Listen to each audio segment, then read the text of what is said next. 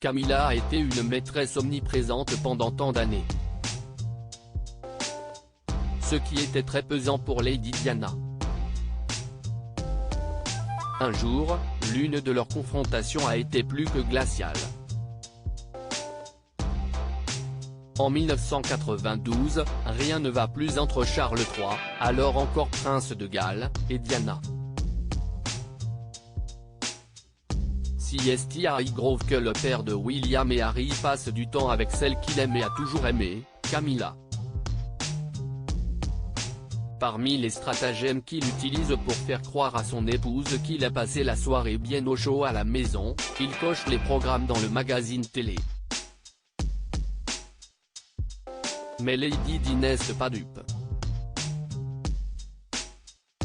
Au début de l'été de cette année-là, le prince et la princesse de Galles se livrent une guerre à travers les médias, donnant leurs versions respectives de leurs problèmes conjugaux, rapporte Bertrand Meyer Stably dans Charles III le mal-aimé, édition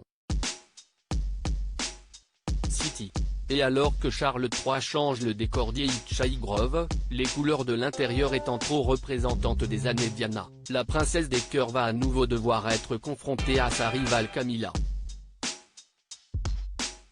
En octobre 1992, la rencontre entre Diana Spencer et Camilla Parker Powell se tient en l'abbaye de Westminster, à l'occasion d'une messe pour célébrer le 50e anniversaire de la bataille El Alamein. Ce jour-là, Camilla est vêtue de noir, et vient à l'office accompagnée de son père, le major Bruce Shaw. Alors qu'un brouhaha salue son entrée dans ce lieu saint, elle garde la tête haute. Quelques instants plus tard, si est au tour de Diana de franchir ses murs, elle est accompagnée par le prince Charles. Et lorsqu'un descendant l'allée centrale en direction du banc de devant, elle se retourne et jette un regard glacial à Camilla, écrit l'auteur. C'était à vous donner le frisson, rapporte un témoin de la scène.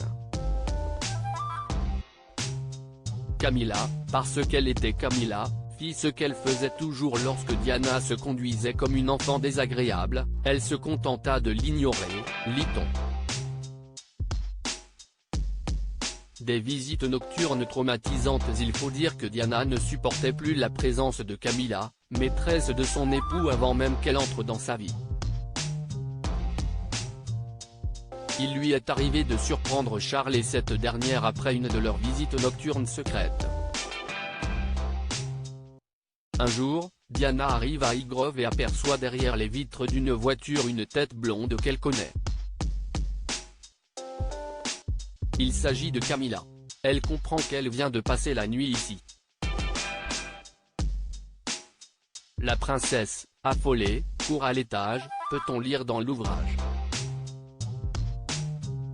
Dans la grande chambre, le lit à colonnes est défait, les draps, froissés.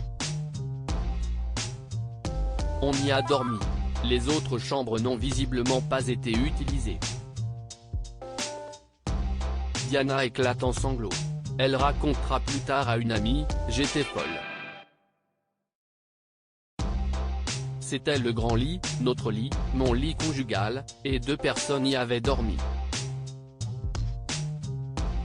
Malheureusement, les visites nocturnes se poursuivront.